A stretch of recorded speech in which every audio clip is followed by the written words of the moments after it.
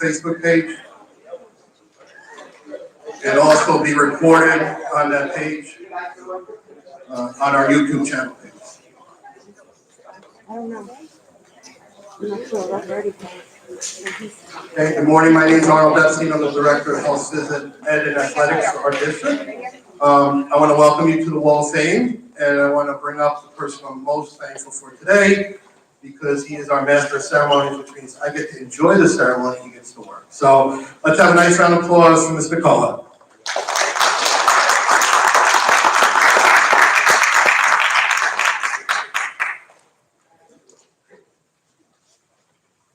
Good morning.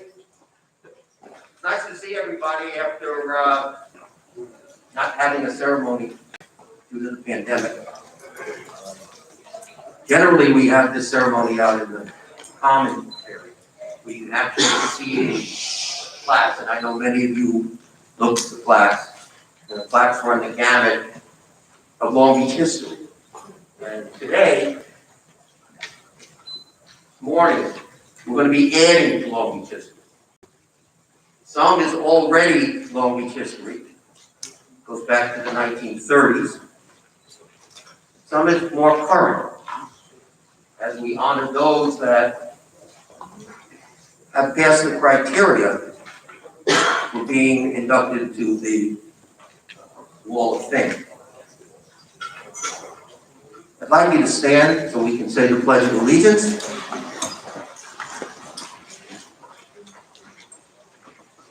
I pledge allegiance to the flag of the United States of America, and to the republic for which it stands, one nation, under God, indivisible, with liberty and justice for all.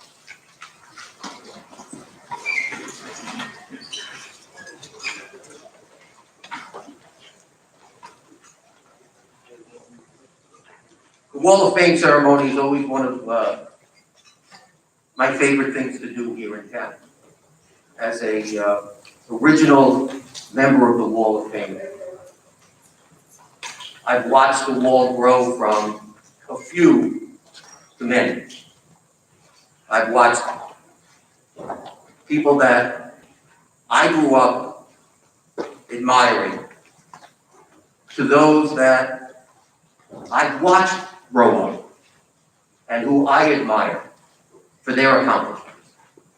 And some of those people are here today. You'll see sports, you'll see community, you'll see those that willingly give of themselves. And it's a very, very special day. So while we're all here with masks on because of the pandemic, socially distanced where appropriate, we're all living under this kind of cloud that has impacted our everyday life. I'm going to ask you to put that aside for a moment as we honor those that will be inducted today in this Wall of Fame ceremony. It's my pleasure at this time to introduce the President of the Board of Education, Dennis Rice.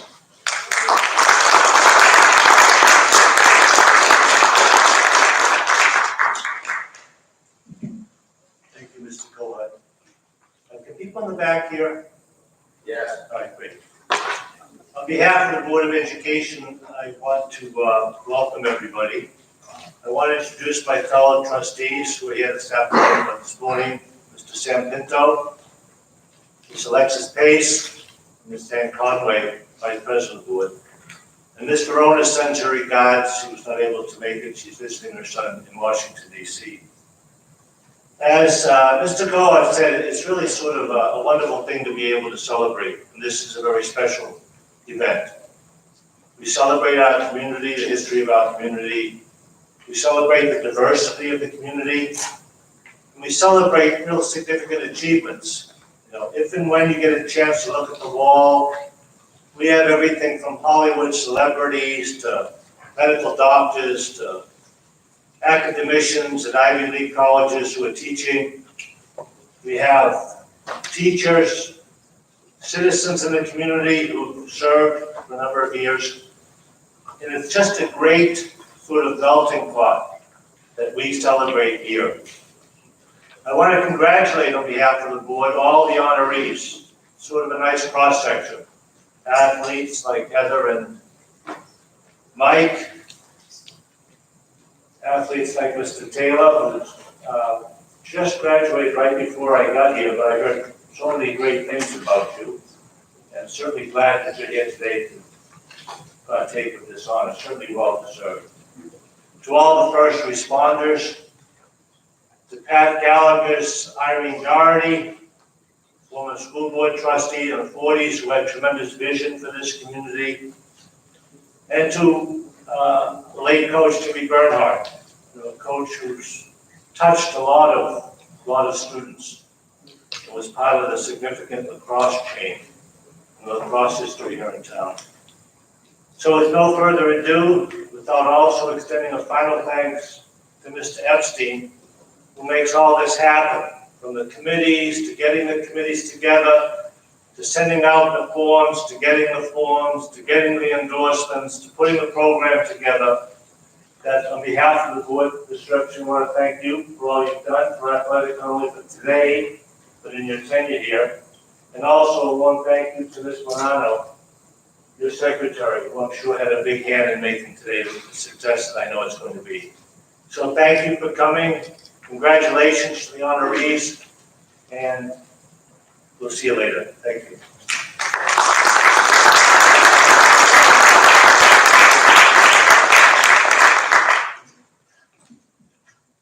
I'd like to introduce, and it's my pleasure to introduce, the Superintendent of Schools, Dr. Gallagher.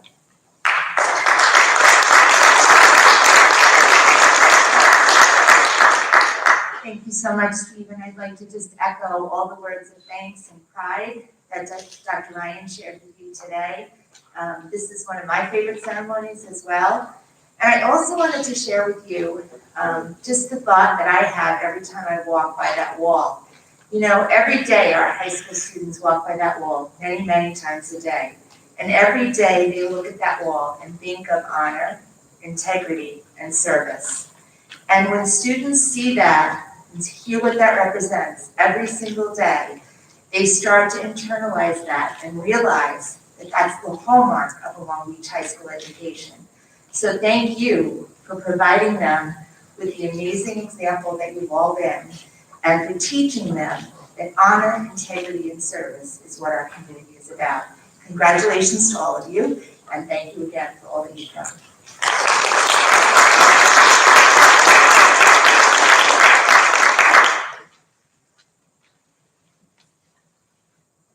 I'd like to introduce the principal of Long Beach High School, Jeffrey Mott.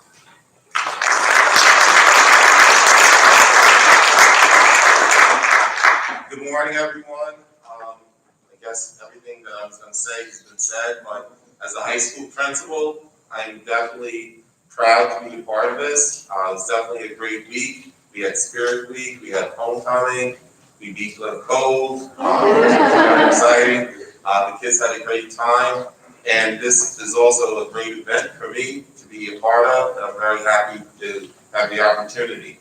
And what Dr. Gallagher said is very important, because I think that our students do have an opportunity to see that they can be like anyone on the wall. So you are an inspiration for our students, and you are role models for our students. So I'm very happy that you could be here, and very proud to be part of this. Thank you.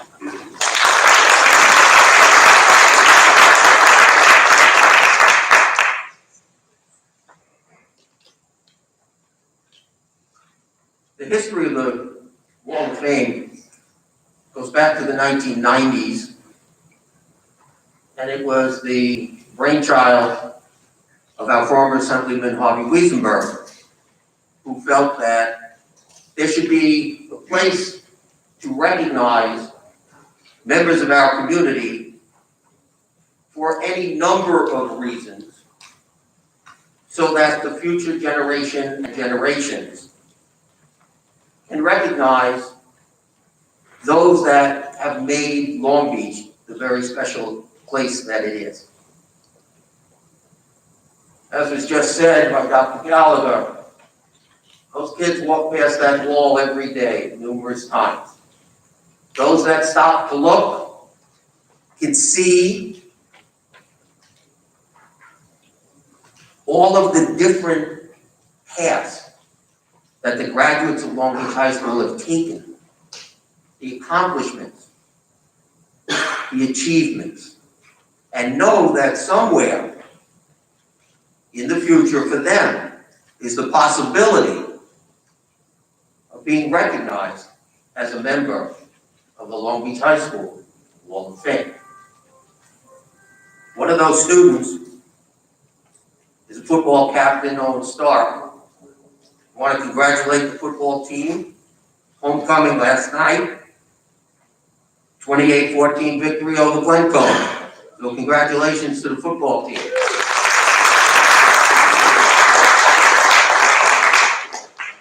The student athlete also faces all of the adversities that go into participating during this pandemic.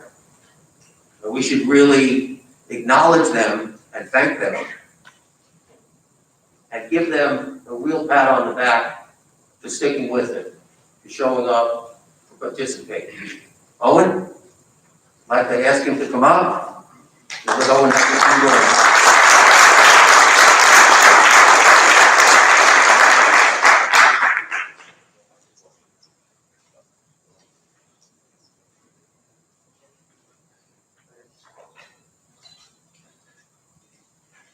Good morning.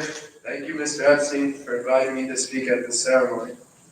My name is Owen Stark. I'm a senior here at Long Beach High School and captain of the football team. I'm also on the swim and lacrosse teams. Obviously, I've been a student here for the past 4 years, but I've been coming in and out of this building for as long as I can recall. Whether it was for basketball games, bulldog camps, or any number of other events. I remember asking my dad a long time ago about these plaques. He explained that it was the Long Beach High School Wall of Fame, a way to honor members of the Long Beach community. I've been inspired by the wall from the first time I saw it, and it still inspires me to strive for excellence today. It is a constant reminder to me and all students about the spirit of this community and the heights that we can achieve, not just in sports, but in life. Today is about Long Beach first responders and other individuals that I feel a connection with. I come from a Long Beach family. My grandfather spent his whole career here as a teacher and vice principal. My father, my uncle, and my aunt have spent their lives living and working in Long Beach. When my father was a lifeguard, his favorite summer was the one he worked with Jimmy Bernhardt. When I was younger, my father took me to Long Beach High School basketball games and told me about my grandfather taking him to see the best player to ever come out of Long Beach, David Taylor. I remember feeling Long Beach pride when I saw Mike Scudin play for the Lizards. This connection and so much more are what the Wall of Fame is about. This wall does more than inspire the students that walk past it every day. It instills a sense of community that is different from anywhere else in the world. It is Long Beach in its essence. And I am very proud to be part of this ceremony. Congratulations to today's inductees and all the members of the Wall of Fame, past, present, and future. Thank you.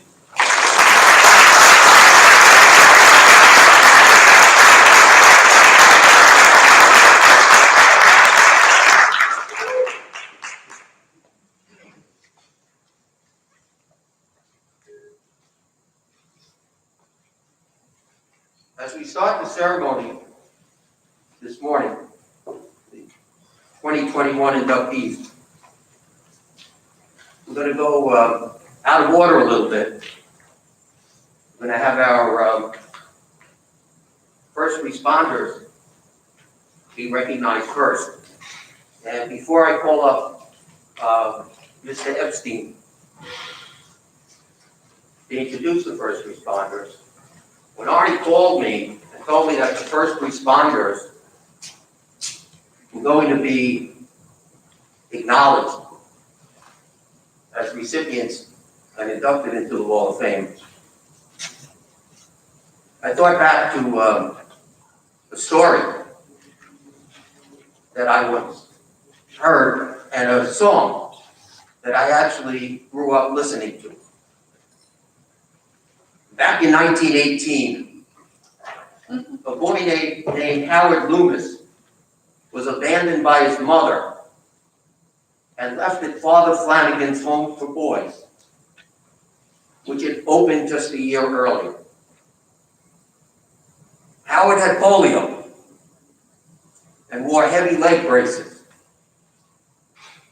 Walking was difficult for him, especially when he had to go up and down steps. Soon, several of the home's older boys were carrying Howard up and down those steps. One day, Father Flanagan asked Reuben Granger, one of those older boys, if carrying Howard was hard. Reuben replied, "He ain't heavy, Father. He's my brother." At some point in our lives, most of us have needed to be carried by someone, metaphorically speaking. And at some point, we probably carried somebody else. We're human. We stumble. And we look to each other for help when we do. In the late 1960s, a group, the Hollies, sang a song, and it sticks with me when I think of the pandemic, our first responders, and all those that contributed in some way to helping others. And that song is "He Ain't Heavy, He's My Brother."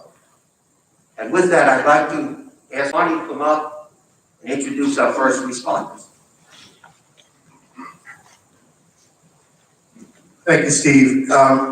As we all know, the first responders are always on the end of a phone call. They don't have any time to take off. They're always there. And in looking at a way to pay tribute, as Steve eloquently did, what we tried to do is I found a video. There's a lot of videos out there, but it's about a paramedic. It's a short video, but I think it will give you a little bit of a taste. As we all know, we can imagine what first responders went through during this pandemic, but we can't really feel it. So it is our hope that this short video, will give you a little bit. So, Chris?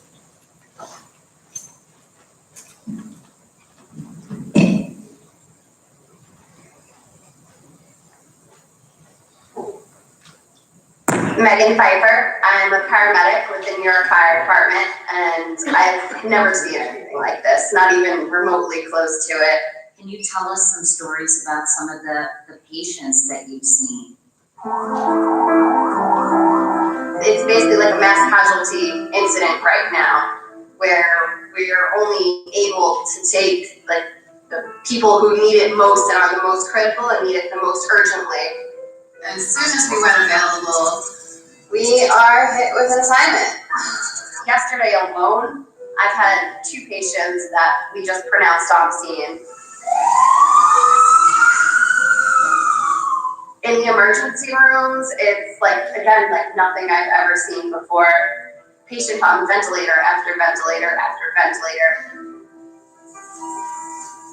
They've been several beds, even with just dead bodies on them, covered, waiting to be brought to the morgue.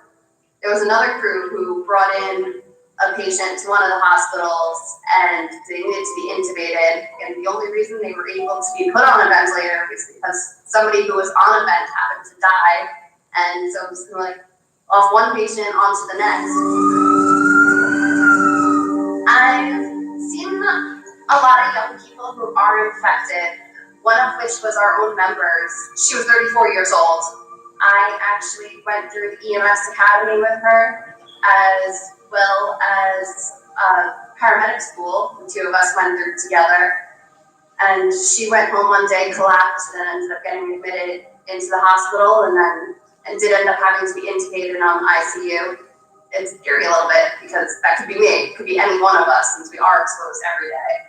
When you go and see someone, how do you protect yourself? So the current guidelines are for us to wear goggles, gloves, a gown, and a regular mask, as opposed to the N95 masks that we were wearing earlier, because they are short on them. One N95 to last the whole shift. Yeah, right now I'm not going home, I'm staying in the hotel. Previously I was staying at the station. I spent a night or two in a tent in my family's backyard because I don't want to go into any of their houses. I know for a fact I'm being exposed to this virus. I couldn't live with that if anything happened to them, and I felt it was possibly because of me.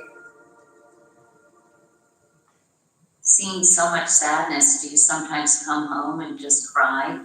There's been quite a few days where I came home and was just bawling. I've had anxiety attacks. I've been hysterical. It's almost a hopeless situation.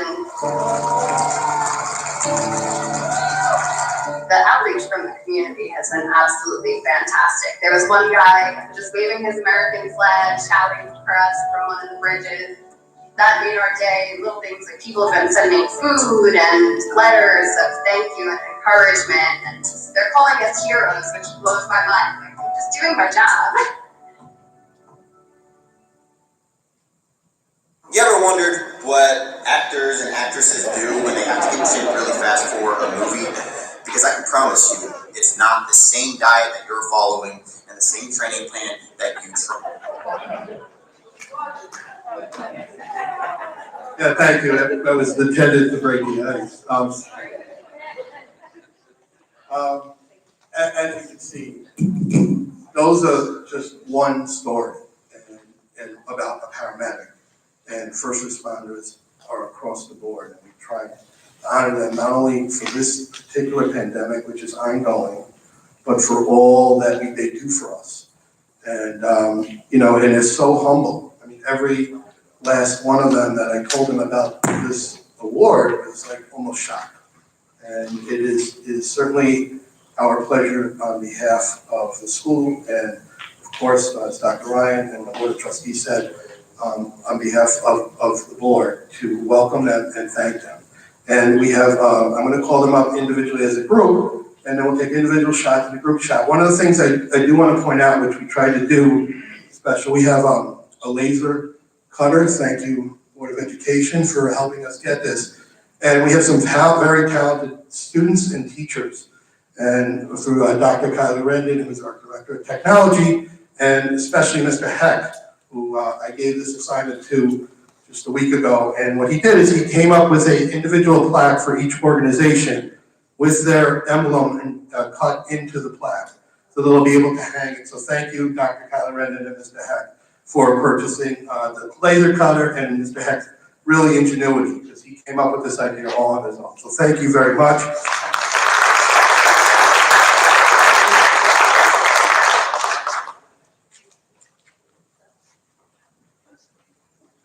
And if I could just ask the Board of Ed Trustees and Dr. Gallo to come up and present the plaque as I call each group up.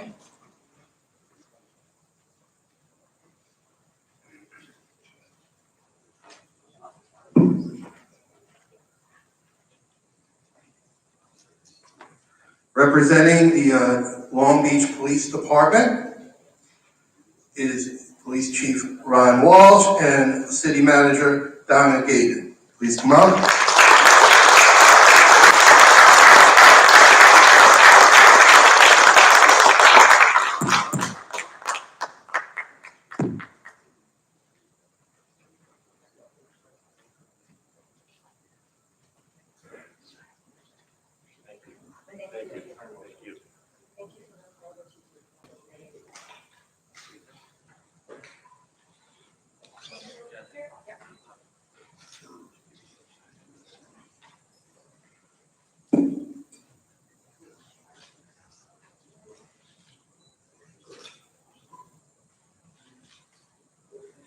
If I could ask Ms. Gaden and Commissioner Walsh just to step to the side while I call the next group up. Lucia. Representing the Lido Point Lookout Fire Department and Ambulance is Chief of Department James Garrett.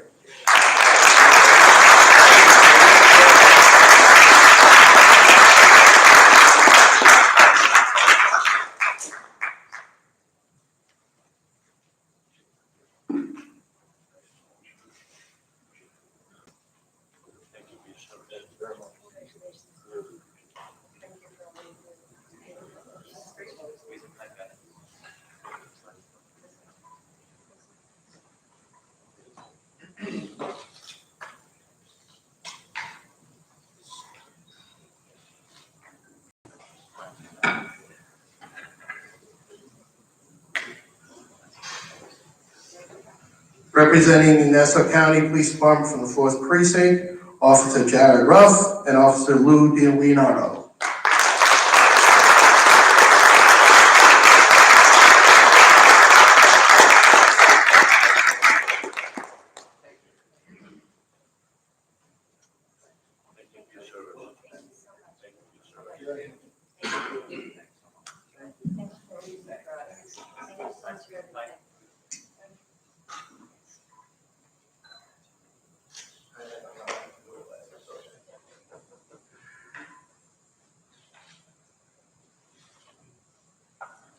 And representing, I'm biased, I'm gonna tell you, we have the most wonderful, they're representing all this group of people, which is very, but rarely do I get an opportunity to say thank you to this group. Our nurses care for our kids from the minute they walk into the building and many hours into the night. And, you know, and thank you is just simple, two simple words, but it's all we really have. So I'm really honored to introduce our Chief Liaison Nurse and my friend, Mary Beth Thurston.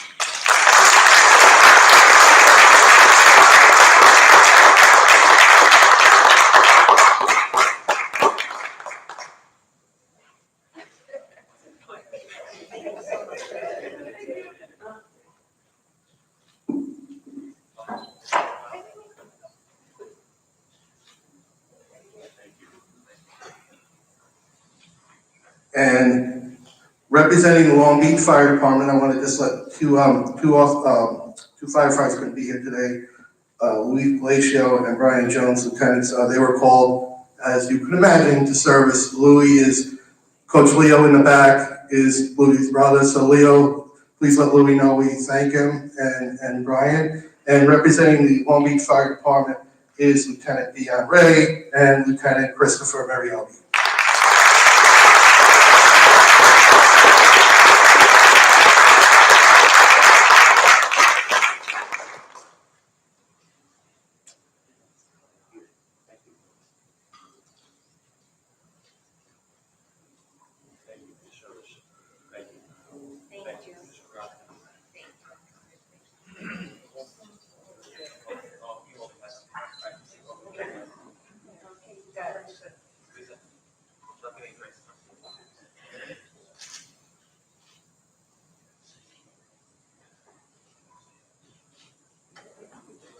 If I could have all the first responders come in front here, we'll take one group picture.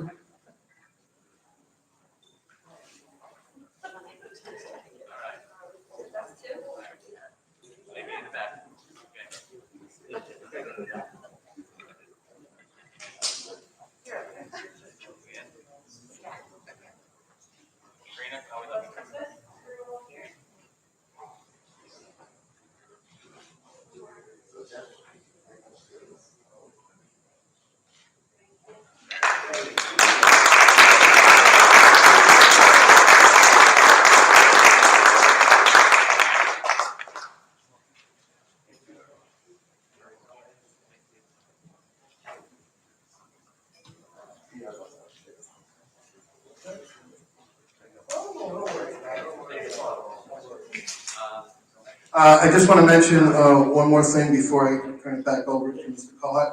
Part of this ceremony is unveiling or opening the plaques on the wall. We're going to do that, but just in a different format. After it's all over, the ceremony in the auditorium, if those family members, anybody's like, we'll do that individually out, spread out in the commons. I do have the ability, it's all, the plaques are covered, we'll unveil it so we get that photo out, and it's a really nice thing to do. So thank you very much, Mr. Cohen. I will turn this back over to you. Thank you.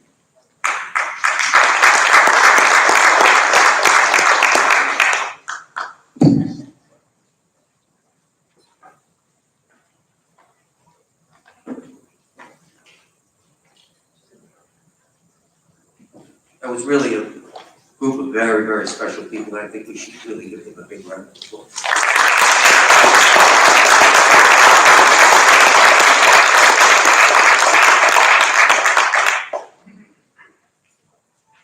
Jimmy Bernhardt.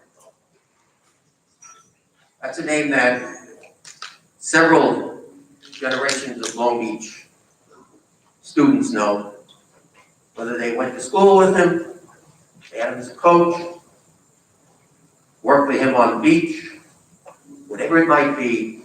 I think everybody kind of has a story about Jimmy Bernhardt. Some of them we're not going to tell today, but there are many stories about Jimmy Bernhardt. Jimmy was a very special individual who was taken from us much too soon. We have two individuals here today who are going to let us know a little something about Jimmy. Johnny Piazza, who grew up with Jimmy, played ball with Jimmy. Jimmy played ball for Johnny's dad, Coach Piazza. I'm going to come up and tell you what his children had to say about their dad. Johnny?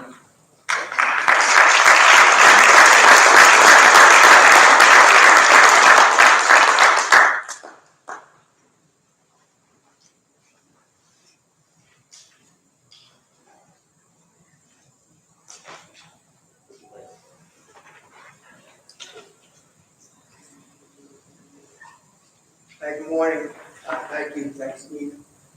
My name is John Piazza. I'm here representing the Bernhardt family. I just wanted to introduce, I want to stand up real quick, is Teresa Schmeiser, Catherine Bernhardt's sister.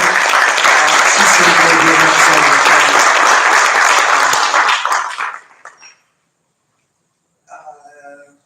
As you'll see when I read this, the family's kind of scattered all over the place. Everybody knows Jimmy, might know how they feel about these things. His two oldest boys, Jake and Jesse, are somewhere down in Maryland playing lacrosse for Team USA. They have an engagement today, so they're there. Their youngest son, Jared, many of you probably know, he was just finished his senior year at Maryland. He's a lacrosse player. He was voted best player in the country last year. He won the Raymond Anderson Award, the Dwarf Award. He's really a phenomenal lacrosse player. And after graduation, he decided he was going to fulfill the dream that he had, that his father kind of instilled in him, that he was going to try to play some football.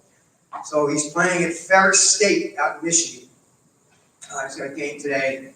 And Catherine, his mother, is out there watching. She said to the boys, what should I do? And Jake and Jesse said, Mom, if Dad was here, you know he'd be in Michigan watching Jared play.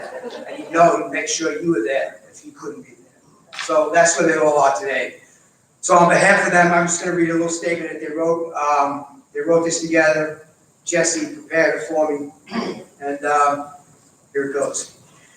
We prepared the speech on behalf of our family. We'd like to thank Johnny. I'm going to read verbatim. He calls me Johnny. Johnny Piazza representing our family and sharing what we have prepared with you. We have spread across the country, either coaching, playing football, lacrosse, and supporting one another, just as our father would want us to be doing. As I said, people in here know Jimmy, know that's exactly the truth. In full transparency, we wrote this speech with mixed emotions. It's truly an honor to have our father recognized for all of his distinctions, service both here in Long Beach and beyond. However, it is disappointing that it is long overdue, and he's not standing here in front of you giving you the speech himself. This next line, I'm going to narrate a little bit, because I read it. When I read it, I laughed, I heard it. In my head, I hear Jimmy's voice. Hey, even Yankee great Derek Jeter had one schmuck not vote for his Hall of Fame induction.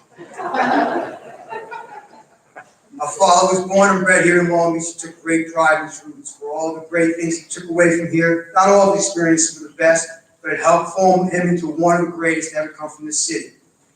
Usually at events like these, there are countless people to thank, and we know our father would have had many. We know a few other people will be speaking on his behalf, and we will leave it to them the opportunity to share some of those thanks as well. The first people our father would have thanked would be his parents, Abe and Martha Bernhardt. He deeply loved his mother and father. Unfortunately, had Abe taken from him many years too soon. We know he was a constant guiding light for our father. The one that drove him to be the great father and husband to our own family. Second would be Mr. Piazza, who essentially became a father to him. That's my father, Tony, that we referenced. We know he would be extremely proud to be placed on the Wall of Fame next to Piazza, Mr. Piazza. Mr. Piazza was the greatest driving force to fuel the coaching passion that took our father from Long Beach to eventually the NFL. He took great pride in coaching at high-end divisions in high school and the NFL. But that was never the motivation. The motivation was to teach, mentor, and guide young men, just as Mr. Piazza did for him. Next would be the friends that became family to him, as well as us. Michael Toback, John, Frank Nigro, and Ricky Everard. These individuals took on the definition of family in our father's life and continue to do that to this very day. We know there are countless other coaches, teachers, friends, and acquaintances that could be mentioned as our father valued relationships above everything else. He remembered everything, as Mike will tell you, and everyone, from kids on the East School playground to the cafeteria ladies at NRG Stadium in Houston, Texas. He genuinely valued every person who crossed paths with him. And most people do not forget the name Jim Bernhardt either. He was special like that. Today cements his legacy on a plaque, but his life was so much more than that. His legacy continues to walk, breathe, and live every day in our family, in all of his friends, and every player he ever coached or personally interacted with. Congratulations to all the other inductees today, and thank you for everyone in attendance. As our father used to say many times, it all comes out in the wash. Thank you.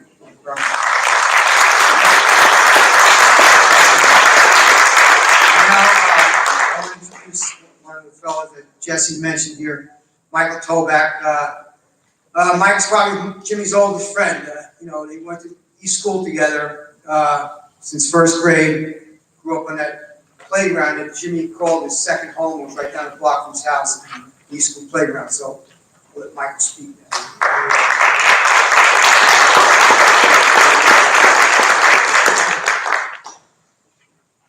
Good morning.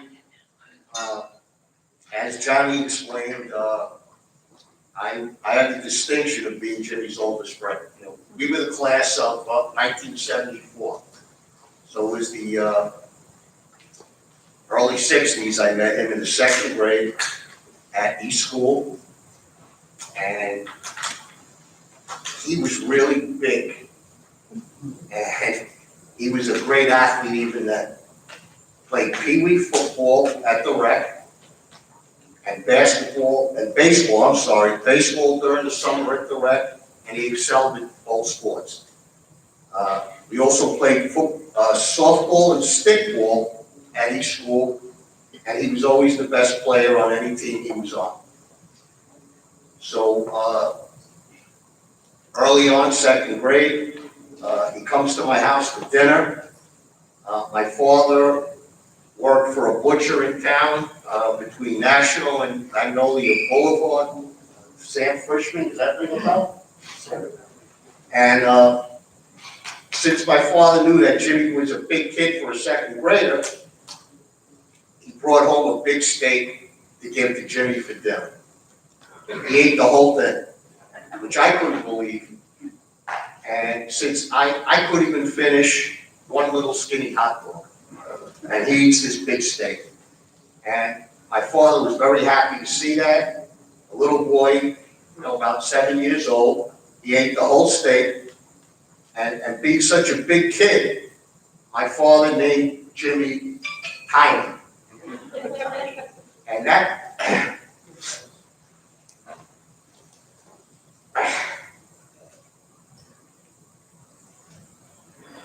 that nickname stuck with him throughout his life amongst his closest friends. I remember my father, he would take us to, and Tiny, to Yankee Stadium on the special days. They had like bat day, all day, cap day. Back then, we watched Mickey Mantle, Roger Maris, and the rest of the Yankees played during their heyday. I also remember we went to the old Island Garden in Hempstead to watch professional wrestling with Tiny. And we would watch Bruno Sammartino, Haystacks Calhoun, and the rest of all those wrestlers. And then we'd come home, and he would put some of those wrestling moves on me and throw me all around the place. But it was a lot of fun. It was a lot of fun. Now as we got older, around 5th or 6th grade, we were playing hardball on the little field next to St. Mary's Church on Monroe Boulevard. And for kids our age at that point, that was a big field. That was a pretty big field. So Tiny was at the plate, and he hits the ball so far that he broke the window in the church. And we were so scared that we all ran home. And now, every time I'm in town and I pass the church, I think about that day. And when my kids are in the car with me, I always mention to them that Tiny hit that baseball so far, he broke the window. And they all say, I know, Dad, you told me 20 times. But I can't forget it. And then, 5th grade again, Tiny was too big to play Pee Wee football at the rec. So they brought him up to play for the Long Beach Midgets. And I guess that was like a travel team, right? It was like a travel team because I do remember going into Mr. Bernhardt's car, sit in the back seat with Tiny's sister Lois every Sunday, and drive to another town to watch him play football for the Long Beach Midgets. He played for the Midgets for 3 years until he got to the junior high school. And I remember Jimmy Fiore was one of the coaches, and he was a mentor to Jimmy throughout his coaching career. And then it came 9th grade, and Tiny was a big part of that football team, the famous football team that went undefeated and unscored upon that season. And they nicknamed that football team the Green Machine. And one of the coaches of that team was Tom Russo. And Mr. Russo was a mentor to Tiny throughout his coaching career as well. And then a few months later, Mr. Bernhardt passed away suddenly from a heart attack. And Tiny, being a 14-year-old boy, was devastated. It was very hard on him. And Mr. Anthony Piazza, Johnny's father, took Tiny under his wing, and he was very instrumental in guiding and molding Tiny into a young man. And, he was great in baseball. He really was. But in Tiny's junior year in high school, he decides to switch from baseball to lacrosse. And Tiny joined Johnny Piazza along with Ricky Everard and Mitch Fenton on the lacrosse team. And Mr. Piazza was helping Mr. Finkel coach that team until they all graduated. And that team became one of the better teams in Nassau County very quickly under Mr. Piazza's guidance. In Tiny's senior year, now it's football season, and it's the first game of the year, and it was against Cary High School and it was at Long Beach. And Tiny was one of the running backs along with Melvin Lewis. Frank Nigro was the quarterback, and Ricky Everard was the split end. And I think it was in the fourth quarter. You gotta help me there. It was in the fourth. Okay. In the fourth quarter, score was 0-0. And Long Beach had the ball on their own 38-yard line. And they ran a play called the 31 trap. It was famous. 31 trap. Tiny sprung loose and ran for a 62-yard touchdown. And Long Beach beat Cary 6-0 that day. And for years, I would remind Tiny of the 31 trap. And he was the hero that day. He was the hero.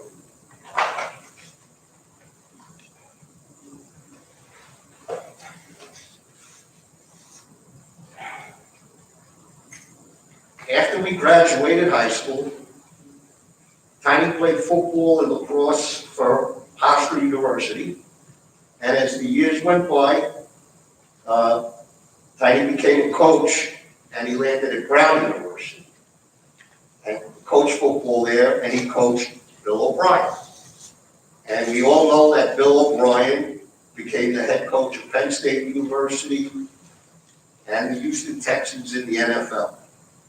And Coach O'Brien wanted Tiny as his right-hand man, and Tiny was on the coaching staff for both Penn State and the Houston Texans later in his career. Before that, Tiny came back to Long Beach to coach football. He led the team to the playoffs. And one of his athletes was Scotty Graham. We all know Scotty, who graduated from Long Beach to play for Ohio State and then the Minnesota Vikings in the NFL. And Scotty says, I was Coach Bernhardt's first son. Tiny was married to his wife Catherine and had 3 boys, Jake, Jesse, and Jared. All 3 boys played football and lacrosse in high school in Florida, and the 3 boys all became All-American lacrosse players for the University of Maryland, which was one of the premier Division I lacrosse teams in the NCAA. Jake and Jesse then represented the United States World Team in 2018 that won the gold medal. Jared was the youngest. He just completed his senior season last year at the University of Maryland and led the team to a second-place finish in the NCAA tournament. Jared was voted as the Tia Wharton winner, as the best college lacrosse player for the 2021 season. And that's like equivalent to the Heisman Trophy winner, which is very famous for football. So he was the Heisman Trophy winner for lacrosse. That's a big deal. And I don't know too many families who had 3 All-Americans and excelled at a very high level.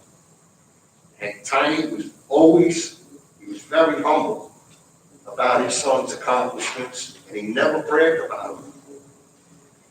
But I know he was very proud of all 3 of his sons.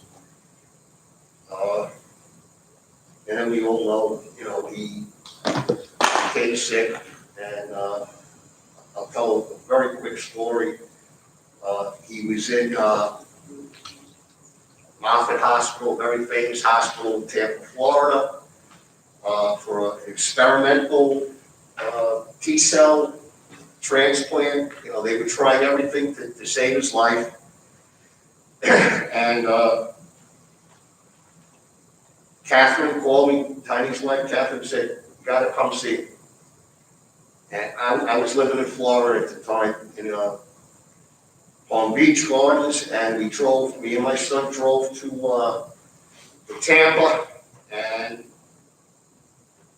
we see Tiny laying there in his private room with all these gadgets, remember?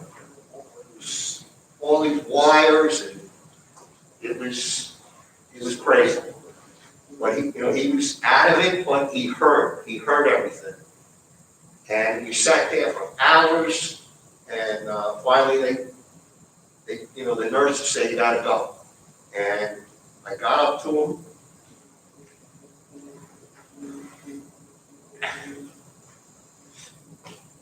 And I said, Tiny, we got you back. And I kid you not, he was all strapped up, but he like lunged at me. He tried to say, thank you, I want to be with you, whatever. He acknowledged it. And then a few days later, he did pass away. And it was terrible. So that's the story. So I'd like to thank the nominating committee on inducting Tiny on the Long Beach Wall of Fame today. It was very important for Tiny to be recognized for all of his accomplishments. So I hope he's smiling at all of us to celebrate his induction. Thank you.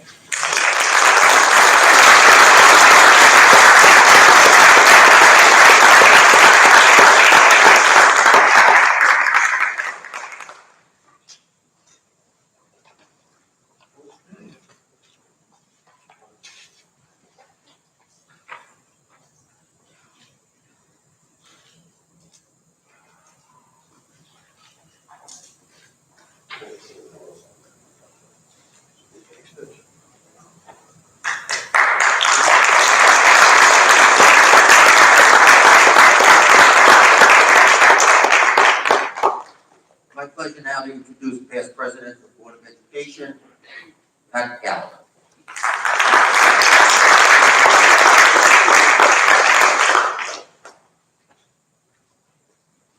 The teacher in me is going to ask you all to stand up and kind of stretch. I sit there for a long time, so but never get out of the seats and stretch out a little bit. And can I have Brown sisters?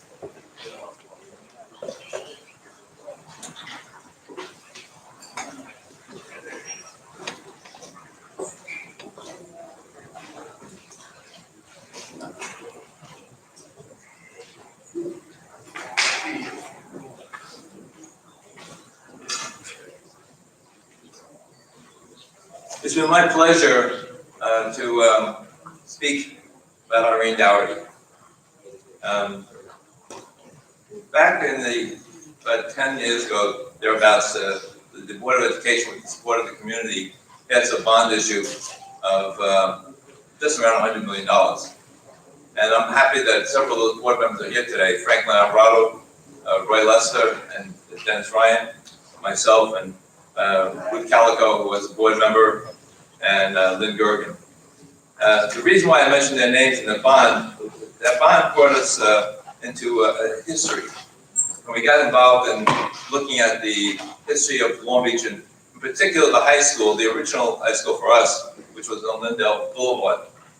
And that building really was in bad shape, and we started to do research on it, and we found that there was a wonderful woman, and Irene Dougherty, who was elected to the Board of Education in 1935 and became president of the board for the next 6 years.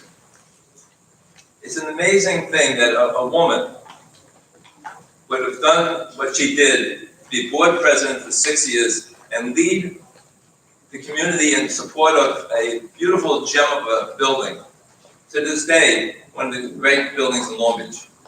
And she worked nonstop to achieve that goal. And I think we all understand as men and women today that in 1935, a woman would have had a hard time having that kind of role. The legacy was passed on to Donna, and Donna and I became friends in my research. And I felt so comfortable with Donna that we really shared a special bond. So I say to you, as was mentioned in the beginning, there's many forms of the Wall of Fame. I actually know all the people rather well, with the exception of Mr. Taylor. but they're very close to me. Jimmy was a good friend. Michael is a great young man. You worked for me in the Ocean Club for a couple of years.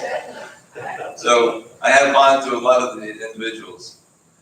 So I said to you and to the community, thank you to your grandmother. Could you come up and say a few words?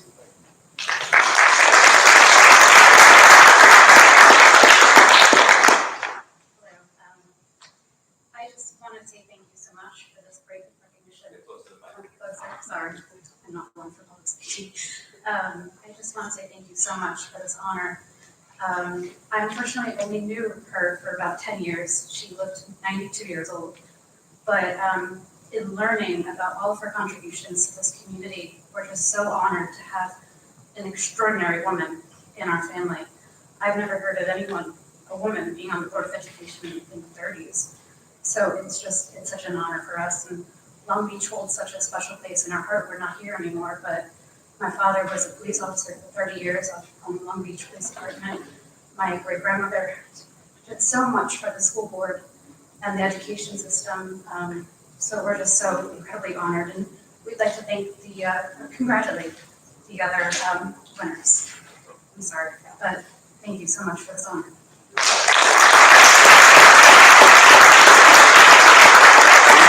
Present this humble plaque to you and your family to remember your wonderful grandmother.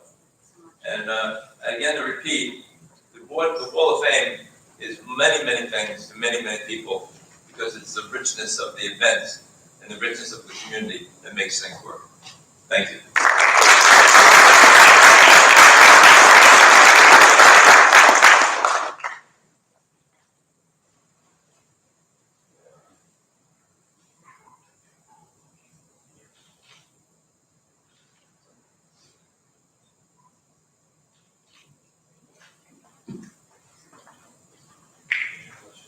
Pat was just mentioning the richness of the community and Wall of Fame. Just to digress for a moment, the Wall of Fame, when it was created, was really the result of many, many hours put in by what at that time was the Long Beach Booster Club. One of the representatives early on of the Long Beach Booster Club was Coach Gillespie, who's in the back. And Paul, I want to publicly acknowledge you and the Booster Club, and thank you for the Wall of Fame.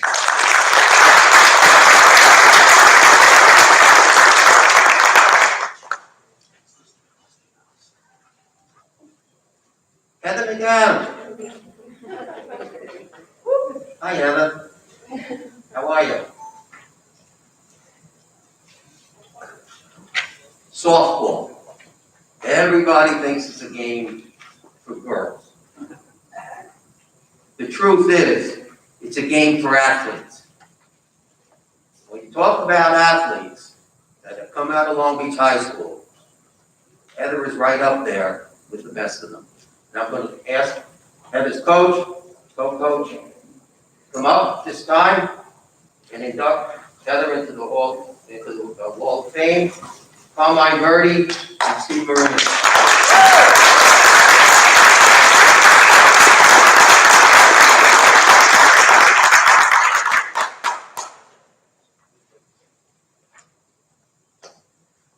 Good morning, school board members, school administrators, faculty, family, and friends. Well, most of all, congratulations to this year's Wall of Fame inductees.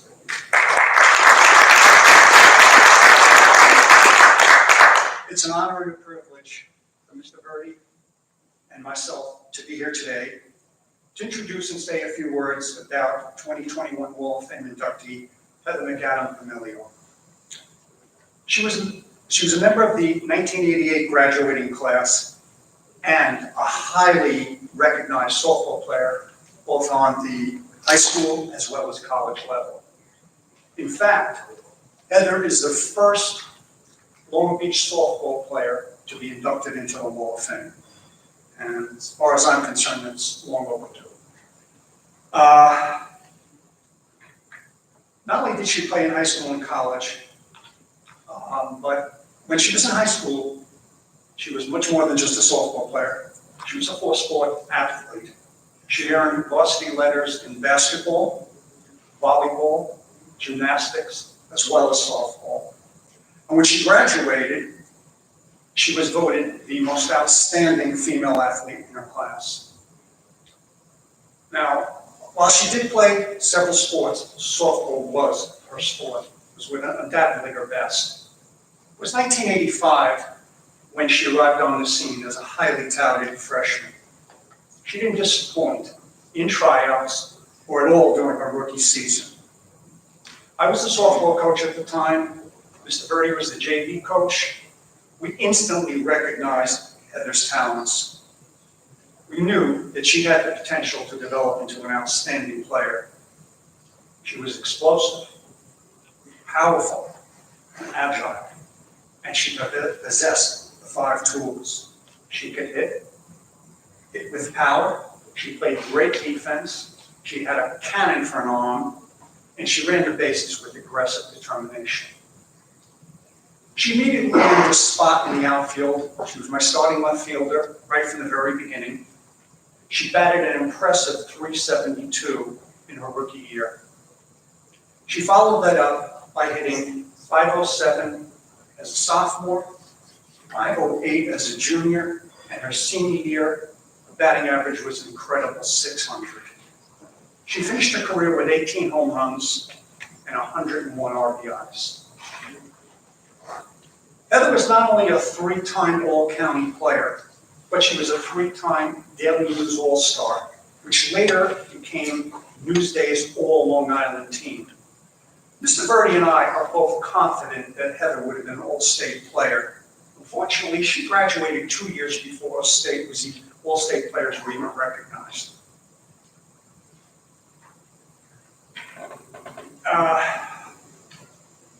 When I retired from coaching in 1988 to become the middle school's math chairperson, Mr. Verdi stepped in and became the varsity coach. And he'd like to say a few words from that point on.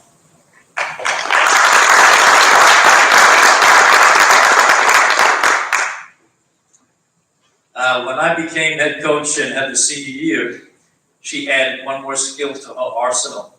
She became a starting pitcher, and she led the Long Beach softball team to its first conference championship with a record of 13-2. Boy, she really made me a smart coach that first year. Heather became the first Long Beach softball player to play college ball at a Division I level, earning a scholarship at Georgia Southern, where in her junior year, she batted .361, which placed her 49th in the entire nation. She also played in multiple Empire State games over about a 15-year period, and representing the Long Island region, and she earned both a silver and bronze medal. Heather's a member of 3 different Hall of Fames: the New York State Softball Hall of Fame, the Nassau County High School Athletic Hall of Fame, and the Women's Slow Pitch Hall of Fame. Today, Heather rounds third base and touches home with the Long Beach Wall of Fame induction. I know that Heather's induction today is so very special and meaningful to her because it brings her back home to where it all started. Back to the people and back to the community that nurtured, supported, and encouraged her. Today, Heather continues to share her love, her passion, and her considerable knowledge of softball with so many young players. She's established her own business where she works as a certified pitching instructor and also as a hitting coach, instilling the same determination, work ethic, and love for the game to all of her students. Heather holds a master's degree in special education and has taught in schools on Long Island and in South Carolina. She has also coached high school softball in several schools, including here at Long Beach, where in 2006, she was my varsity assistant and helped our team to win a county championship. And in many other seasons, she's worked, as a volunteer in our program. All I have to do is pick up the phone and Heather will be at this high school to help out in any way she can. Heather's a role model for high school athletes. She has always conducted herself with dignity, grace, and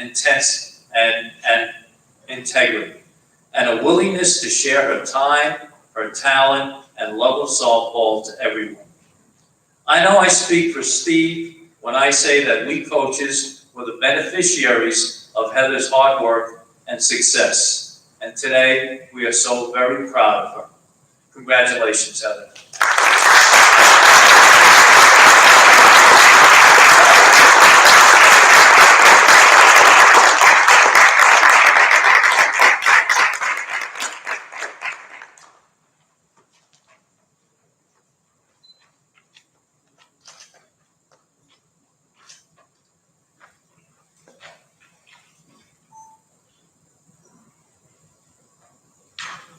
I'd like to say good morning, but it's probably afternoon at this point. Thank you for this wonderful honor. Let me start by saying thank you to the people who have built this wall of fame. Steve Kohut, Dr. Ryan, Paul Gillespie, other members that maybe I don't actually remember, the Board of Education, School Administration, and Arnie Epstein. As a former teacher, softball coach, and alumni of Long Beach High School, I'm very honored to be upon this wall with people who I have considered to be mentors, role models, and exceptional athletes here at Long Beach High School. The common theme at Long Beach has always been family and community for as long as I can remember, which is displayed on this wall today. I remember the coaches who have touched my life and have helped me achieve success in all areas of my life. People such as Billy Mercutt, Carmine LaBarba, who were my gymnastics coach, which ironically they kicked me off the team so that I could spend more time playing softball. To Bruce Wordovich, who actually would kill me if I didn't say this, but he was the first. He was our 7th grade coach, my first year ever picking up a softball because I played baseball until I was about 16. He had said, hey, why don't you come on over? At the time, it was a Title IX.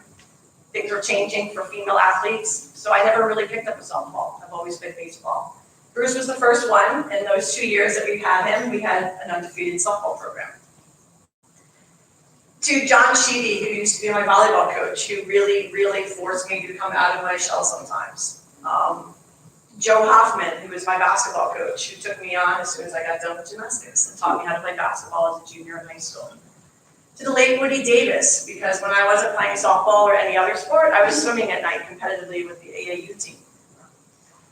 To Bob Houlihan, the Malloy softball coach, who was also my Empire State coach for almost 16 years. I stopped playing softball basketball until I was about 36. And Inez Beyer, who was an athletic director here that many may not know, but was one of the first female athletic directors in this program. And that is somebody who was a role model to me as a female athlete. No matter what sport I played, they were supporting me in one way or another. Teachers, coaches, athletic directors made it easy for me and others to grow inside the classroom, in sports, and in life. I know even today, I could call any one of these individuals and they would have helped me if I asked. There was times when I saw Dr. Ryan during the school day because I may be having a tough day and he sat there and talked with me at any times. To my friends who've always dealt with me not coming to events because I was playing ball somewhere, but who have supported me regardless. Lisa Diaria, Michelle Sims, Lisa Del Pret, Liz Whalen, Gina Calabrese, and many others. Marie DiNardo, whose father was my first actual softball coach here in Long Beach, who was actually the first Little League coach for Long Beach softball. To all my former players, thank you for allowing me to coach and prepare you for each game that you played in either high school, college, and trusting me to teach you with the passion that I have for my softball sport. To Arnie Epstein, thank you for always allowing me to volunteer here at Long Beach High School and trusting me to coach and help grow the softball program. There have been many conversations over the years. You have always treated me with the utmost respect, allowed me to take over programs when emergencies came up, or a conflict with the schedule and you needed another coach. You never doubted my ability to jump in with both feet and do the job. So thank you very much for allowing me to be part of Long Beach Athletics.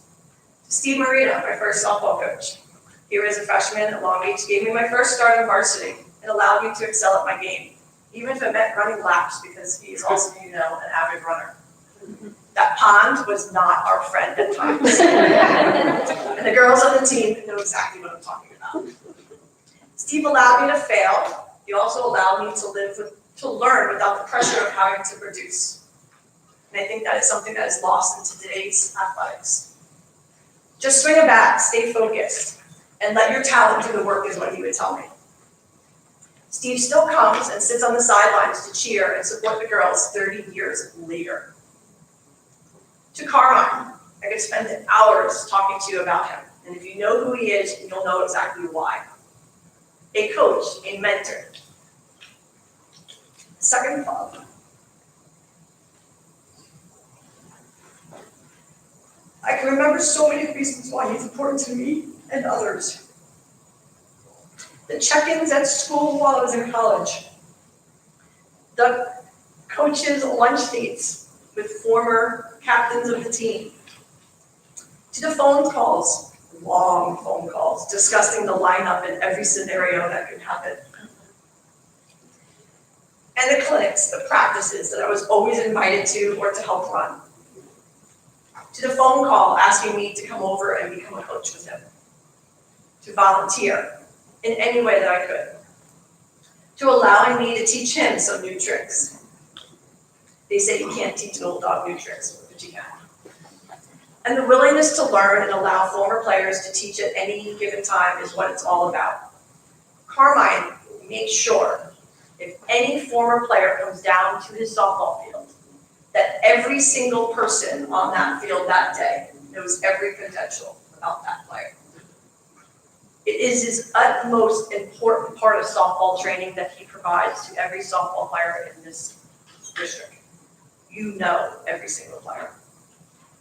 He allows me to learn the game, understand the athletes, and on some occasions, try to beat me in a game. One of the first times coaching on the varsity level at Hicksville High School, we went into extra innings. And he told me, you took a team from last place and brought them to first. There's not many people that can do that. And I remember those words and saying, well, but for me, that's probably not good enough. He allows me to always call at any given time. But more importantly, he's still here coaching because it's his passion. To my husband and son, who of course didn't know me back in high school, but has allowed me to continue to volunteer, play, and run my own softball business. If my husband only knew how much time softball was going to take. If it was out of town playing, educating myself to become a better mentor, better coach, better instructor. To the hot and relentless days of watching me play, to the nights out in a different state. Getting on a flight to anywhere I wanted to go and play was never an issue. He took it in stride and has always supported me and my wishes to become my own business. To my mom, who always really allowed me to kind of do anything I wanted to do. If it meant going to softball camp or giving me a ride to my travel ball. There was only one travel ball team here on Long Island at that time. And I was fortunate enough to be allowed to play on that team, which also meant going into Levittown for softball practices. Well, my mom worked nights, and so it was difficult for her to really kind of get me anywhere. So I would get on my bicycle, ride on the Medical Parkway, and go all the way up to Levittown for softball practice. My coaches would put my bicycle in the car and drive me back. And that's really what it took for me to become the player that I am today. If I didn't do it, I didn't have the opportunity. So I had to make changes. While I'm extremely excited about being inducted for personal reasons, I'm more excited that I can be the first. The first of what I hope to be many amazing softball players who come after me. There is a long list of greats who have come through these doors, and in due time, we'll see more that will grace these walls. Thank you, and I appreciate it.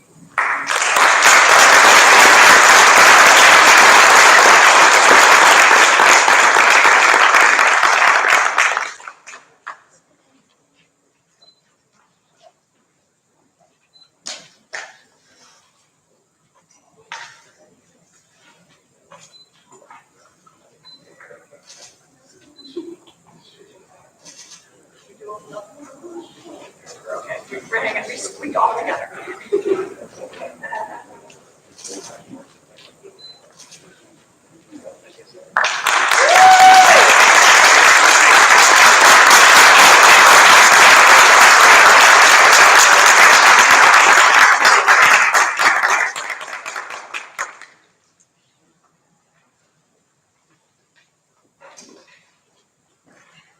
student family.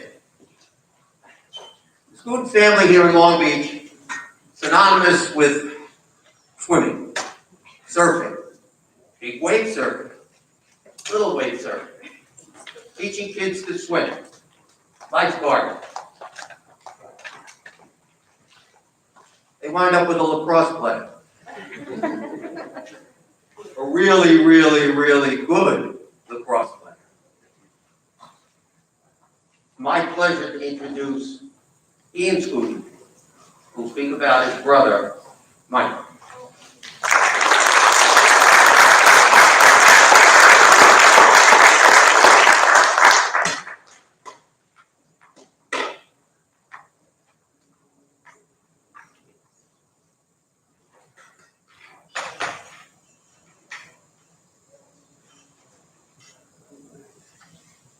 Hello, everybody.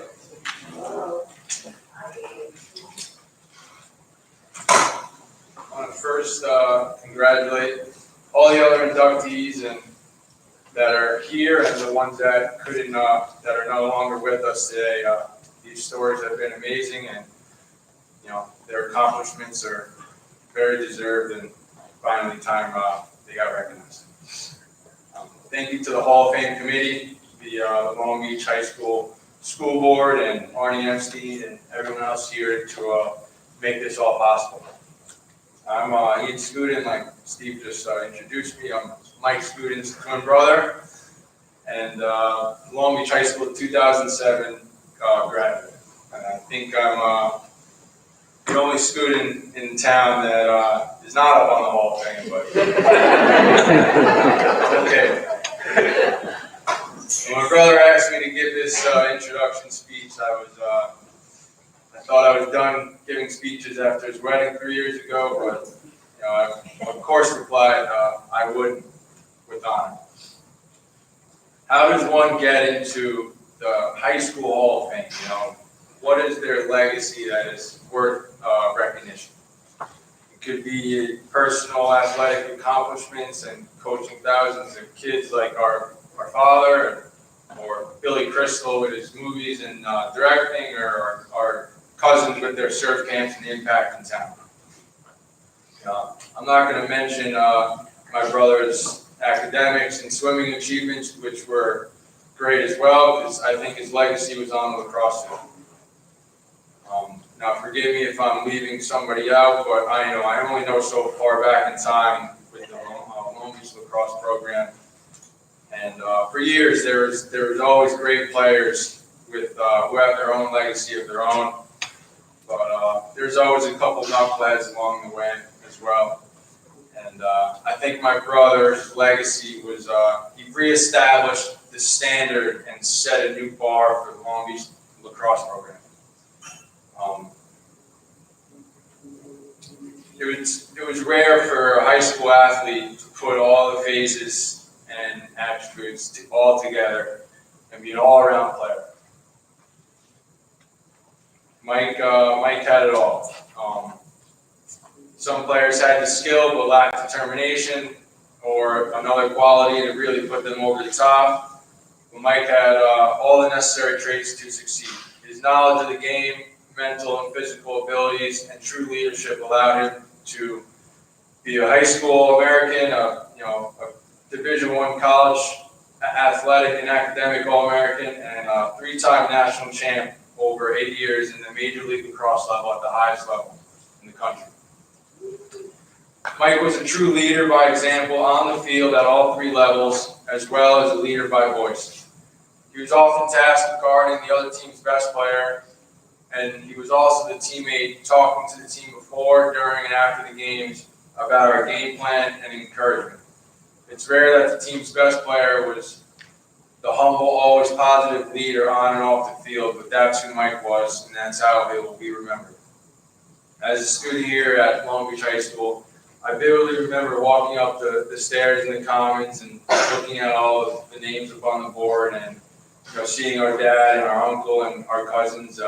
We thought those names were very special to us. And I can't think of a better, more deserving candidate for future generations of high schoolers to look up to than my brother and best friend, Mike Scoop.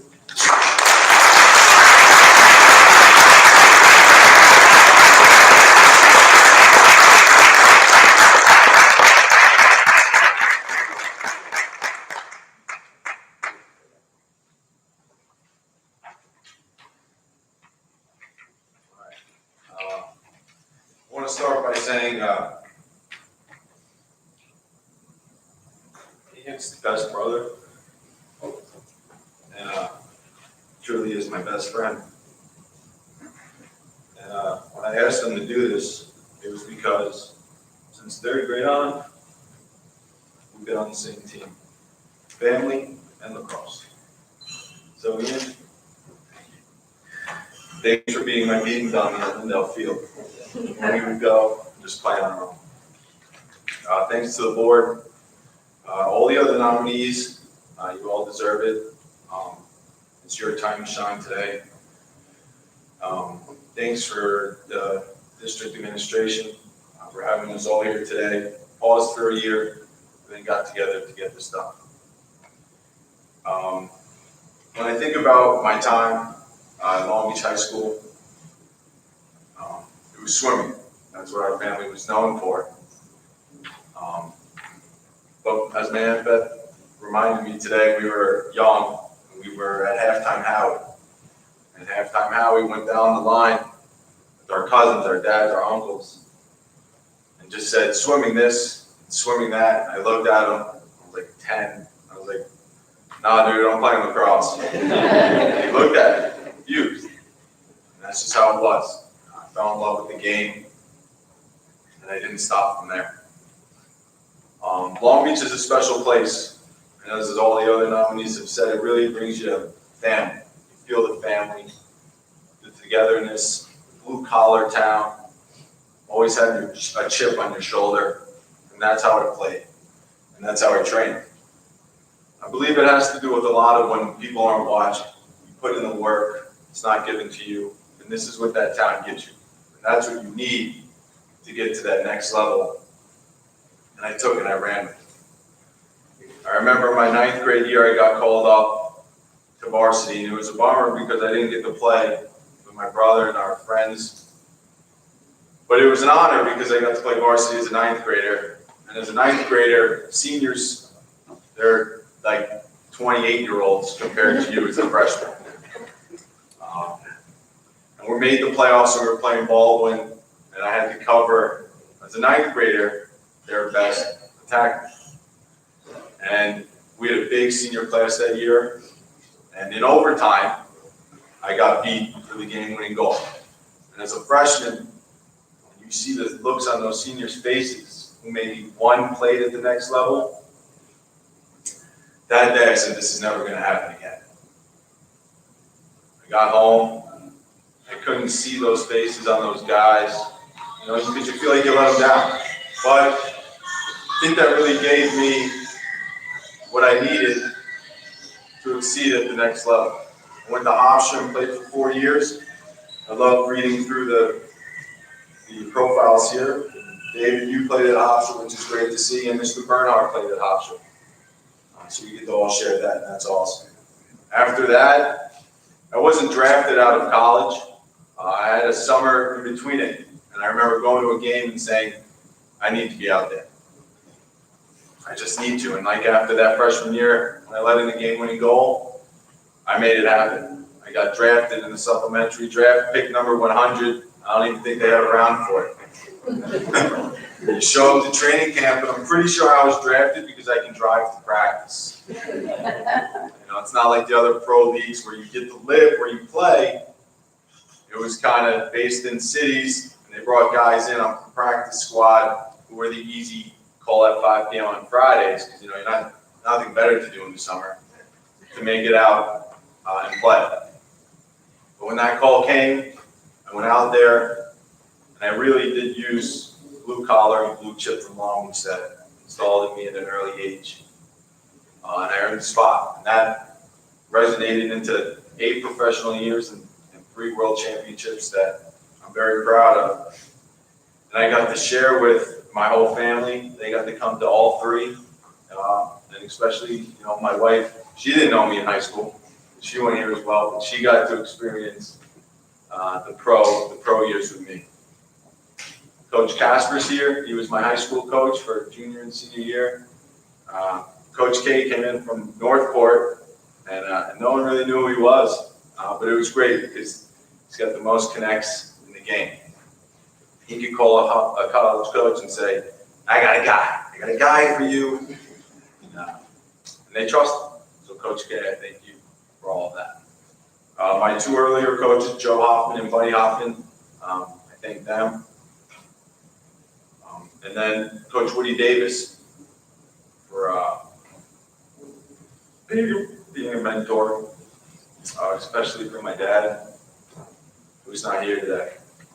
Woody was the man. If you were an athlete, he made you swim, whether you can do it or not. He just found you. But that started in 7th grade and went all the way to senior year. But I'll end with Long Beach is a special place. All right, it's a community and it's a family. And that's what it takes for you to recognize your skill and how to be special with it. You use that for wherever you go. Thank you, everybody.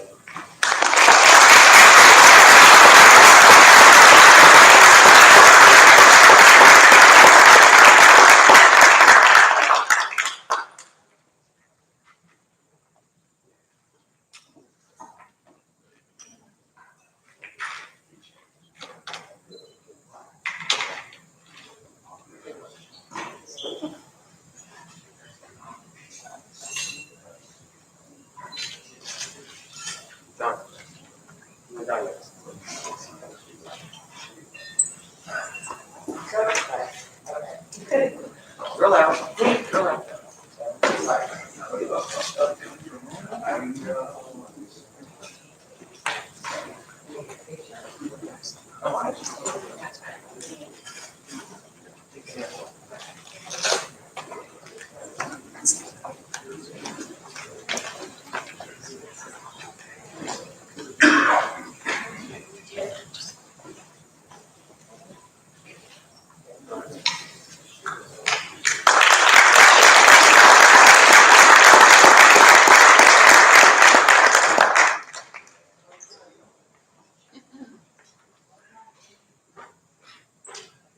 For those of you that are not familiar with Long Beach history, we had a high school graduate by the name of Tom DeLuca, who was probably one of the best athletes, all-around athletes that ever came out of Long Beach High School. Tom came back, taught here in Long Beach and was a football coach, basketball coach. One of his products was David Taylor. David Taylor, when he played basketball here in Long Beach High School, was the epitome of high school basketball. David started out here in Long Beach in elementary school, and he grew, and he grew, and he grew, and he grew, and he grew some more to the basketball player that he became. Today, to acknowledge the accomplishments of David Taylor is his son, David Taylor Jr.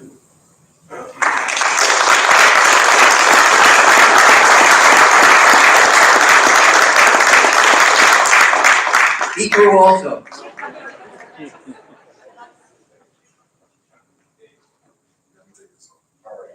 So I was not prepared to present today. I had no speeches, I had nothing.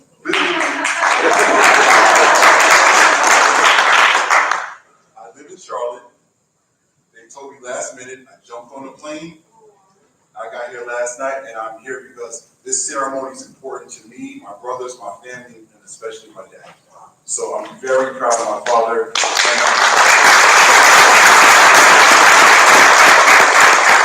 Now listen, another thing, I hate airplanes, right?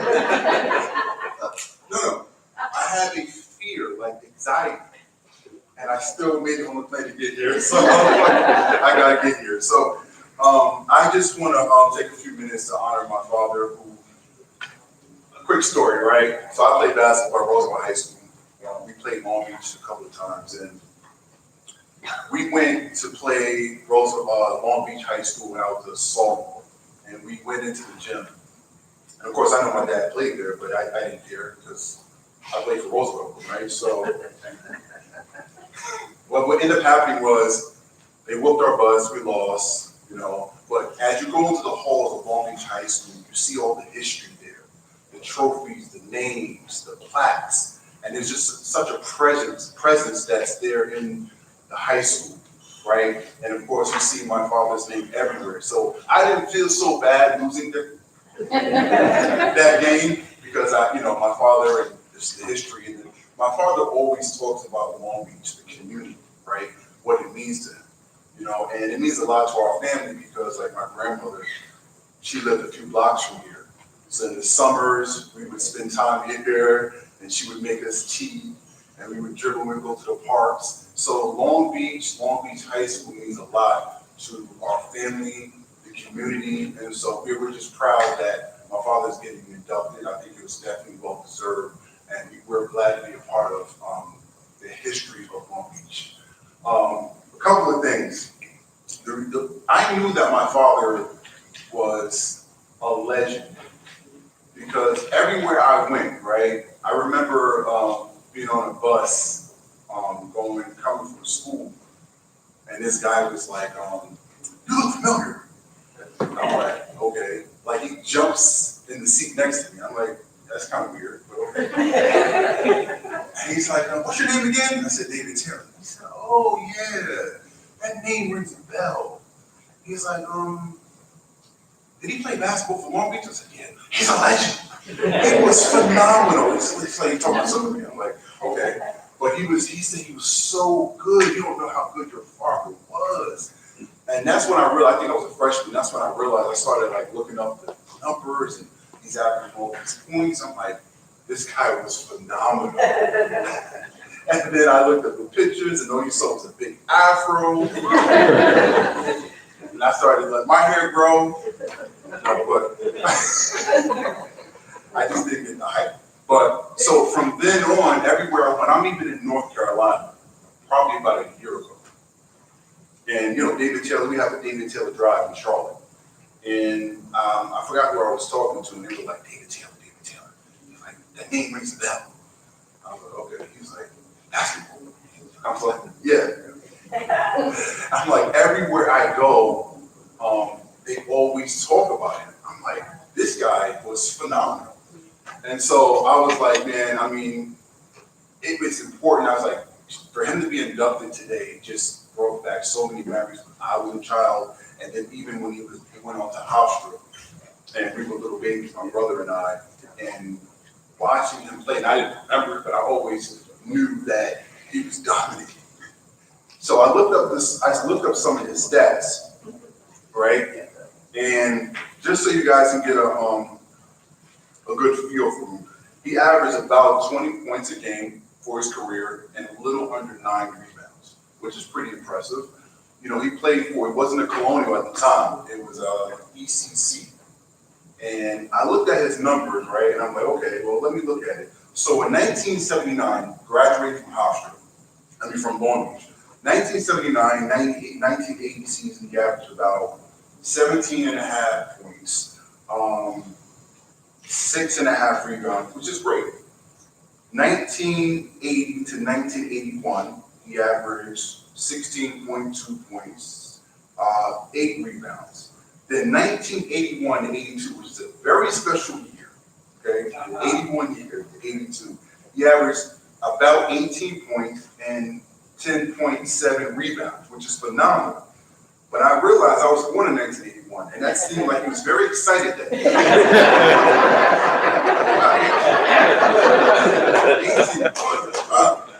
So the following year, 1982 to 83, was when you were voted Player of the Year. Statistically, that was your best year overall. 16.3 rebounds, 16.3 points, 9.4 rebounds, 2.5 blocks. But then I also remembered my brother was born in 1982.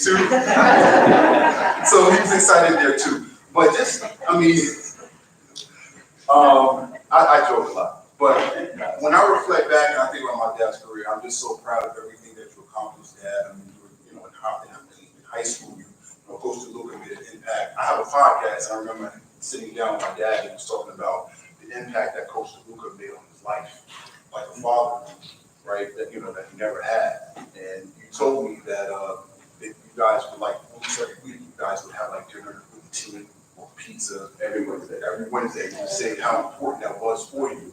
And that actually, when I think about that, I really think about like how Long Beach, Coach DeLuca, Long Beach Athletics was like a family for my father, and I really appreciate my dad being inducted today, and I certainly want to congratulate all the other inductees because I know how hard it is to do whatever, whether it be sports or whatever. It's very difficult, but you gotta keep pushing, you gotta keep striving for greatness. And my father definitely embodied that. I'm really proud of him for doing that and being an example for not only for our family but the Long Beach community.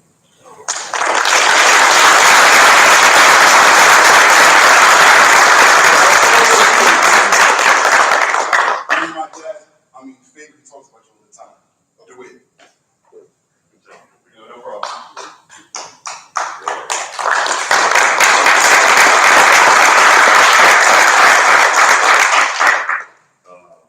Just like me and David have been friends for over 50 years in Long Beach. We became friends. We were about maybe 13, 14 years old. We played basketball together at junior high school. At that time, David was the same size as tall as I am right now. And then over the years, obviously he grew. But what I can say about him is that he's been a great friend over the years. I'm very fortunate to have him in my life as a friend. As the son said previously, he was very, very fortunate to be on his team in 1978. 77, 78 was a special year in team for us because that year, before that year became, the community was a little divided in a sense, okay? Because in the 60s, now we're into the 70s. But that season we was undefeated, which means that we didn't lose a game that season. But what it did though, it brought the community together. If you could imagine that gym out there being sold out, would mean that there was no seats available. The whole community was here. Because everybody in the whole Long Beach was here. And that's the way that season went. It was just a phenomenal time. And David Teller was there averaging 30-some points a game and 20 rebounds a game. He had every coach in the country in that gym to watch him play. From Ohio State, UCLA, to Notre Dame, St. John's, they all was there every game trying to get, as we call him, trying to get the big stick. Because that was his nickname. He was just a big guy that was phenomenal on the basketball court. And also to say about our coach, Tom DeLuca. Tom DeLuca was a father figure to all of us on that team. Dave tells myself and everybody else. As David became, a junior, actually senior in high school, we both went to, you may know this guy's name, he used to live down at the townhouse in Lido. His name was Julius Dr. J. Irving. So me and David was going to school here at the junior high school here. So we had found out in the town that Dr. J lived in the townhouse down there. So we decided, we was basketball fans and basketball fanatics. We loved Dr. J. He was like Ron James is now. And he lived down the block down there. So we said, you know what? why don't we, after school, the junior high school, we take a walk down there and see if we get an autographed picture. So after school, we walked to the townhouse down there. We found out what apartment he lived in, and we knocked on the door. So his wife stopped to the door, and she said, "Can I help you?" I said, David, like they wasn't talking, I didn't do the talking. I said, we here to see Dr. J. She said, excuse me? We here to see Jewish Urban. She said, well, listen, he's relaxed now, but he got a game tonight. But she was nice. She said, why don't you guys come back Thursday, okay? He'll be available. And we said, yes, ma'am. So we were excited to get an invitation back to his house. So we came back Thursday, and sure enough, right, she let us in, right? He was on the phone. We was like sitting in the hallway, just looking at him. Oh my God, that's his right there, David. So once we came in, he said, come on in, gentlemen. So we came in, and I said, I was all nervous. I said, I'm your idol. I mean, you're my idol. He said, you guys go to school? Go to school down there at Long Beach Junior High School. We play basketball too. He said, okay, fine, man, that's great. That's great, guys. So we got the autograph and we were all excited and everything. So, you know, what happened then is that we got excited. So we figured we'll go back again. So we went back again about a month later, right? And what happened was that he became our friend in a sense. And to make a long story short, we go there we started doing things around the house, like washing his cars and stuff like that, doing chores around the house. And then one day we came in and said, listen, I'm gonna have a basketball camp this summer. Actually, what happened is that he had his coach from Roosevelt at his house. And he was telling me he was gonna have a basketball camp that's coming up summer. And he said, I'm gonna take these two guys with me, which is me and David. Okay, and so we went to basketball camp and had a great time. All expenses paid, we didn't do anything at all. The only thing we did was just work in the kitchen and wash dishes. And that was a great trade-off. And so we just had a phenomenal time with them. And also, what was really nice, after when Dr. J was in Philadelphia, he had got his college degree, and he made a thesis. And on his paper, it's amazing because one of my friends in Philadelphia sent me the article, and the article started out, their names were David and DeWitt. He had his thesis on us about being a mentor. And like Dr. King was a mentor to him, he was a mentor to us. And I thought that was a great testament to what he meant to us and what we meant to him. But to finish the story here, because David has been a great basketball player.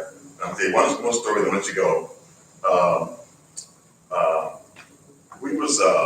Me and David lived on Hudson Street, and we was passing by the police station one day. And so David found the wallet, right? He picked the wallet up, he was about 14, 15 years old, right? He picked the wallet up, right? And it was like $45 in it, right? So he picked it up, looked in it, and said, oh, gee, look at this, man, $45. He said, it's your 20, I get 25. Now, that's a great friend right there. That's a great friend. I was shocked because I would have kept the whole thing. But that was a great friend. Phenomenal basketball player. Great guy. I'm very, very blessed to have him in my life. And he scored a lot of points. Okay? But one game we had, okay, this was against Memphis. I never forget this, right? He was the first leader scoring. He averaged 30-some points. I averaged 20. Okay, so I got to get my 20 every game too now. Okay, so we had a game in Memphis, right? Memphis. David had 30 points at halftime. So I went to the score there. I said, you sure he didn't get under my points? He wound up scoring about 55 points that game. Okay, so again, and I can't leave it without saying what a great coach we had in Tom DeLuca. phenomenal guy. He taught us things about life. Me and David, after the season was over with, he had us over to his house to spend the night, had dinner at his house, and spend the night at his house after the season over with, to meet his family and everything. It was just a phenomenal time. And we're just very blessed. And again, Long Beach is I tell you, wherever I go, Long Beach is a great place to grow up. I was very fortunate to live in this town here, because this town is like a fraternity. No matter where you go, and we take care of each other, no matter who you are. That's how Long Beach is. And this was the best time of our lives growing up here and being in this school. Thank you very much.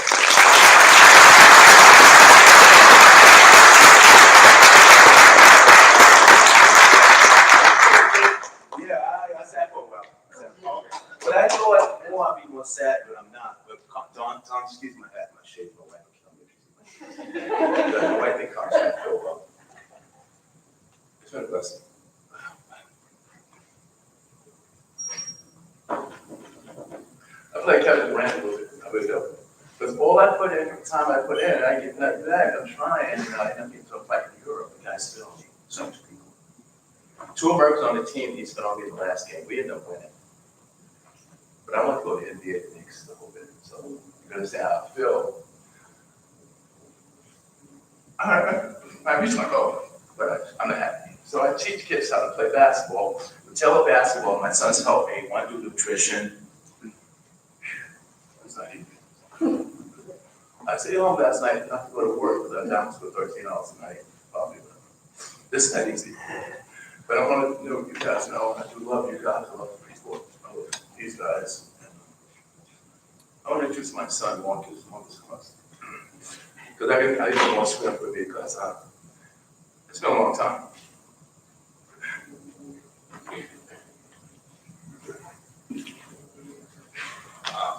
Dad, come here. That's why they're here. That's why we're glad to be here. We support you, and we're grateful for the man that you've become, the struggles that you've overcome, and the example that you set not only for our family, but for our community, for our kids, grandkids. You're an example and you're a father to many people, and it's just an honor, and it's kind of cool to call you my dad. So many people, in the neighborhood that we grew up in Freeport, but so many people in our neighborhood, that's your dad? I'm like, yeah, that's my dad. Oh, he's so cool. I'm like, he's a really good guy. Yeah, he really is. But your work ethic, your commitment to excellence, your drive, your determination has inspired each and every one of us in a different area of our life to accomplish the same thing. When you put your mind, You can be anything you want to be if you put your mind to it. And I have a well,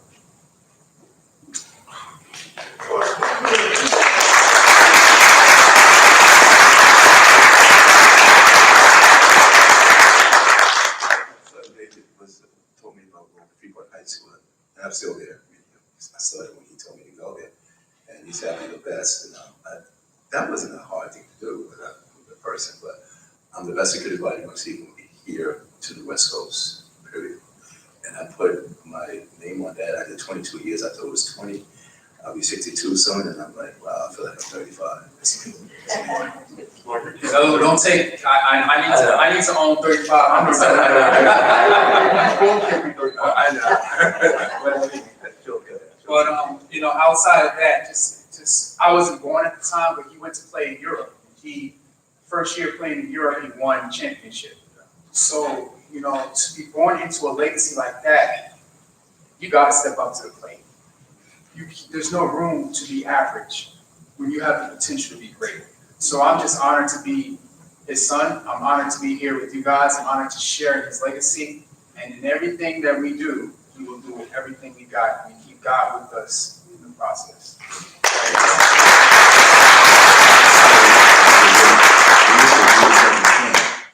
I was slimming down now. I would never gain no weight. But I had to play for 14 people in 3 days, and I beat everybody. I had to play Dr. J one night on a Friday night with all the people there. And I didn't lose. Why? Because it was 10-6. when I came back to the high school, so I'm gonna be the best. And the reason why I did that, because I don't think anybody really could beat me. They said they could beat me if I was in shape, so I didn't never say I would lose. But when Dr. beat me, I felt like I won because I scored 6 points. I got dunked on 3 times, really hard, embarrassingly hard, but it paid off. So I did it to my opponents, and that young man is probably bring to the game. Thank you, sir. When you said my name, I couldn't believe it. But I think people forget, and one thing I'm going to forget about today. Thank you very much.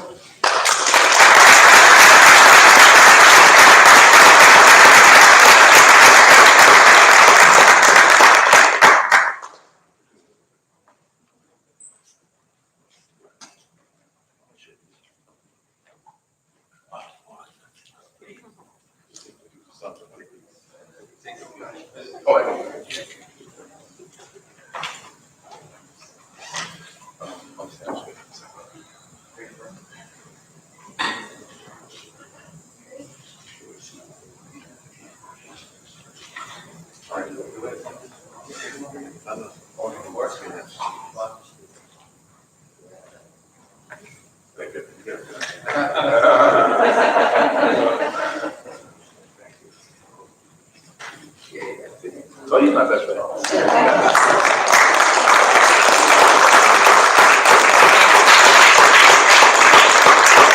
I call Mr.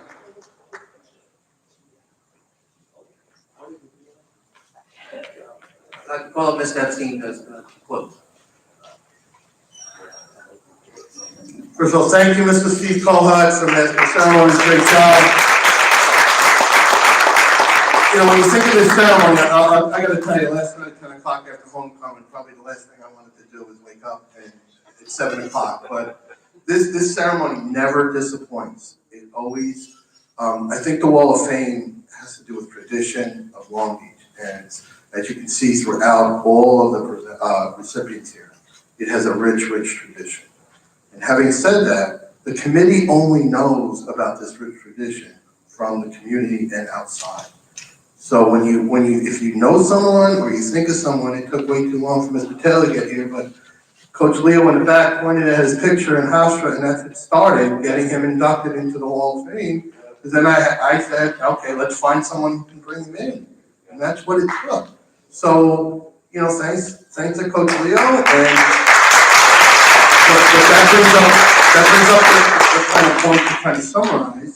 We need your help to keep bringing people in that are worthy of this, and that process will start in February or March with a form online. You can call my office. You can go online on our lbeach.org and print it out and get in. The committee looks at every application as best we can.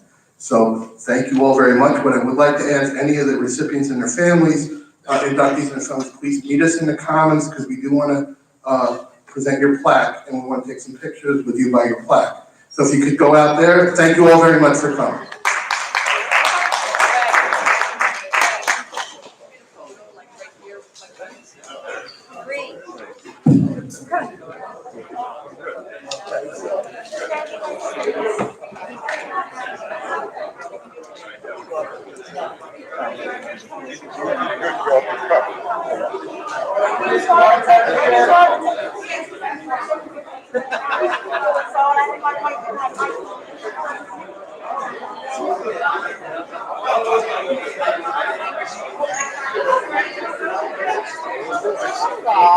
How are you?